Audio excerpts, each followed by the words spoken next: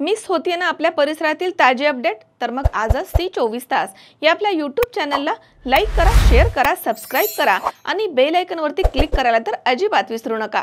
सिडको परिसरामध्ये ठिकठिकाणी साचलेल्या कचऱ्याच्या ढिगांमुळे नागरिकांचे आरोग्य गंभीर धोक्यात आलंय। परिसरामध्ये दुर्गंधी पसरली आहे। डास, माशा आणि रोगराईचा प्रादुर्भाव वाढण्याची शक्यता निर्माण झाली आहे। महानगरपालिकेच्या अधिकाऱ्यांकडून या समस्येकडे सातत्याने दुर्लक्ष केले जाते असा आरोप करण्यात येत आहे।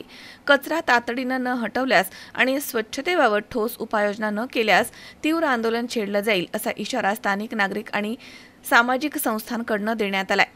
संपूर्ण सिडको परिसरामधील कर्मयोगी नगर, बडदेनगर, खोडेमळा, खांडेमळा तसेच गोविंदनगर, कालिका पार्क, उंटवाडी, जुने सिडको या भागामध्ये मोठ्या प्रमाणात अस्वच्छता पसरली आहे। त्वरित स्वच्छतेची प्रभावी मोहीम राबवण्याची मागणी केली जाते।